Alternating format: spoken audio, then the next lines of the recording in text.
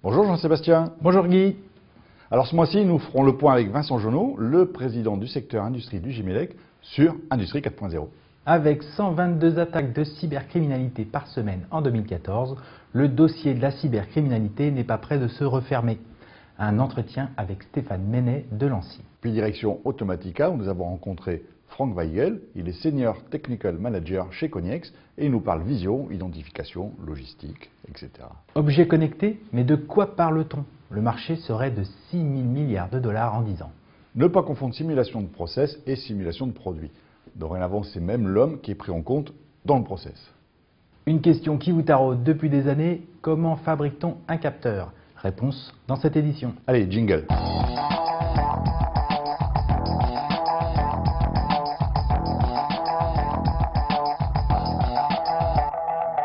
Alors Jean-Sébastien, Industrie 4.0, un an après.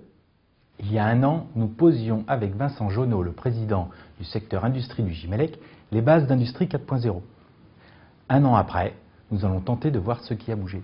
Oui, car l'an dernier, cette approche 4.0 du Gimélec semblait un peu une sorte d'ovni dans le monde feutré de l'industrie.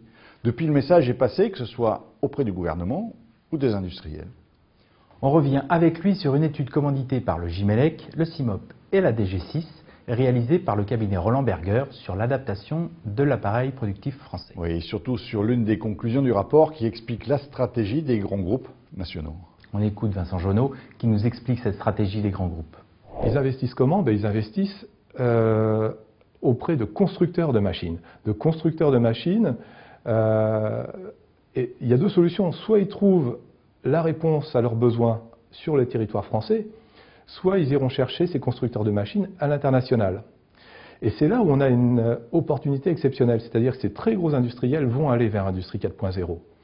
Et ils vont se tourner vers les constructeurs de machines et leur dire « Est-ce que vous êtes compatible Industrie 4.0 ?» Et si effectivement ils trouvent une réponse positive chez le constructeur de machines français, ils seront très heureux de traiter avec le constructeur de machines français. Ils seront très heureux aussi, non seulement d'investir en France avec ces constructeurs, mais de les amener à l'international. Avec 122 attaques de cybercriminalité réussies par semaine en 2014, ce dossier de la cybercriminalité n'est pas prêt de se refermer. Nous en discutons avec Stéphane Menet, chef de projet système industriel à Lancy. Alors en 2 ans, les industriels se sont appropriés le sujet. La prise de conscience est réelle, mais aujourd'hui il reste à mettre tout en œuvre pour renforcer les systèmes de production. Et Lancy passe à la vitesse supérieure avec la labellisation de plusieurs équipements du monde industriel, comme des automates, des IHM. Oui, tout à fait, labellisation, homologation, autant de sujets qui auront une phase législative, notamment avec la loi de programmation militaire qui a été votée en décembre 2013, je vous rappelle, Jean-Sébastien. Et l'article 22 de cette loi ne porte pas exclusivement sur l'aspect militaire, mais elle vise à renforcer la sécurité des infrastructures critiques de la nation. Ça veut dire gestion de l'eau, gestion de l'énergie, etc. Et voici la réponse de Stéphane Menet sur les avantages offerts par cette labellisation. Le SIL ou un produit peut être SIL 3, seulement quand on va avoir une ligne complète, si l'ensemble n'est pas SIL 3, on a un peu tout perdu. Alors exactement, la labellisation elle porte sur des produits et puis sur une version bien particulière d'un produit. C'est-à-dire que si le produit évolue, un nouveau firmware ou quelque chose comme ça, la labellisation, en toute logique, il faudra la repasser. Un petit peu comme les systèmes qui sont tamponnés SIL. Après, ce qu'il ne faut pas perdre de vue, c'est que ce que l'on cherche à renforcer, c'est la sécurité du système dans son ensemble. Donc c'est pas parce qu'on a des briques qui sont labellisées qu'au final le produit il sera dans un niveau de sécurité suffisant. Donc c'est pour ça qu'au niveau de l'ANSSI, on porte un autre message qui est celui de l'homologation des systèmes. C'est lors du dernier Automatica que nous avons rencontré Frank Weigel, Senior Technical Manager chez Cognex. Certes, il nous parle bilan de l'entreprise, aussi bien en termes de vision que d'identification. Oui, mais également de logistique, qui est en fait le second marché de l'entreprise. Un marché dans lequel elle est arrivée avec une nouvelle technologie, la vision. Et cela concurrence les technologies présentes, notamment le laser. Et visiblement, le pari semble réussi. Et Cognex s'est également trouvé une place dans l'industrie 4.0, chère aux Allemands. Voici la vision d'ailleurs de Frank Weigel à ce sujet. I think Industry 4.0, at the end of the day, what it means is that a customer wants to know everything about his production process and the products along the way from cradle to grave. we as a vision company can provide a lot of value to the customers because we can tell them which product is at the station at the moment and what the features are of that product.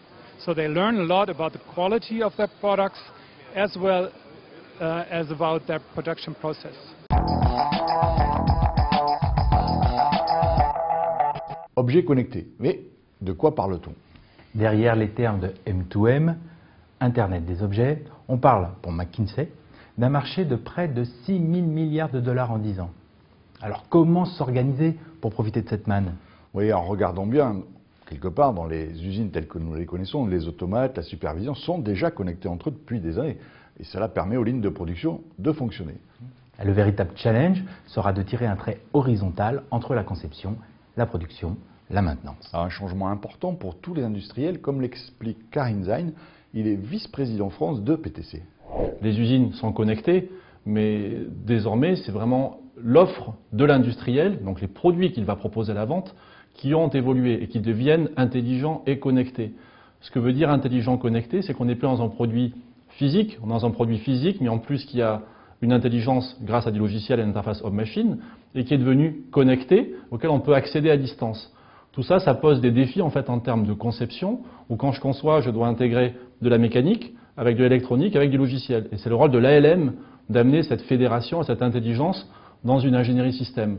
Ensuite, quand on parle de l'offre SLM, Service Lifecycle Management, c'est vraiment la possibilité, dans un business qui est de plus en plus servicialisé, où je ne vends plus le produit en tant que tel, mais je vends la valeur, en tout cas l'usage de ce produit-là. Je dois être très performant dans ma capacité à piloter, gérer en conditions opérationnelles mon produit. Et pour ça, j'ai besoin d'une offre SLM. Attention, ne pas confondre simulation de process et simulation de produit. Oui, tout à fait. Alors en fait, j'ai conçu une pièce, je veux savoir si je sais l'usiner, je simule et je valide. Je veux vérifier la trajectoire de mon robot pour éviter qu'il casse, je simule, je valide. Mais que se passe-t-il quand j'augmente ma production et mes cadences? Quels sont les goulots d'étranglement et que se passe-t-il en cas de panne? Oui, alors écoutez, Christophe Iffenecker, il est vice-président de Siemens Industries, et il nous explique que dorénavant, c'est même l'homme qui est pris en compte dans la simulation, dans le process, le comportement humain au sein de la production. On l'écoute. On a des avatars, ce qu'on appelle Jack et Jill, il y a un homme et une femme, qui sont aussi modélisés suivant les continents où ils existent. Donc en Asie, on sait très bien donc que... tu compte des particularités physiques? Tout à fait. Que ce soit pour un homme, pour une femme, un Européen, un Asiatique, un Américain, on a des bodies différents. Et Jack et Jill vont complètement regarder, par exemple, si la pénibilité du travail, est-ce que répéter un mouvement 10 fois de suite va me causer des traumatismes. Donc on voit ça, on voit des surfaces rouges ou vertes suivant la pénibilité au travail. Donc on peut faire ça. On les utilise aussi pour le démantèlement d'une centrale nucléaire. Plutôt que d'envoyer une personne, je vais déjà simuler avec mes deux avatars le démantèlement, par exemple, d'une valve qui aurait été contaminée radioactivement. Donc ce que je vais faire, Jack, il va permettre de former après des ingénieurs ou des techniciens qui devront intervenir sur site.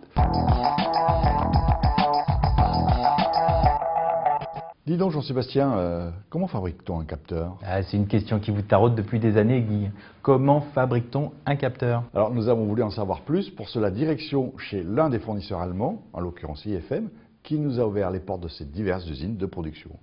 Alors, de la production traditionnelle à la production selon un modèle 4.0, vous suivrez l'évolution d'un des produits parmi les plus répandus dans le monde industriel, le capteur. Et voici l'une des étapes de la production de ce capteur. En cas de doute, une vidéo téléchargée depuis un serveur central leur permet de visualiser en détail le montage à réaliser. Et certaines opérations, comme le pliage de cartes électroniques flexibles et le montage de très petites pièces, exigent une extrême précision. C'est ainsi que poste après poste, les capteurs prennent forme.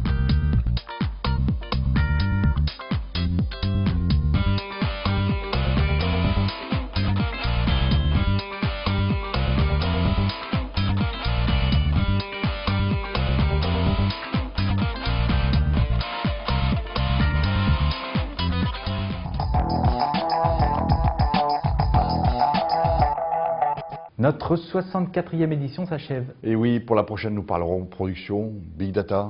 Mais aussi automobile, puisque ce sera le mondial de l'automobile. Vroom, vroom. Allez, en attendant, au revoir. Au revoir.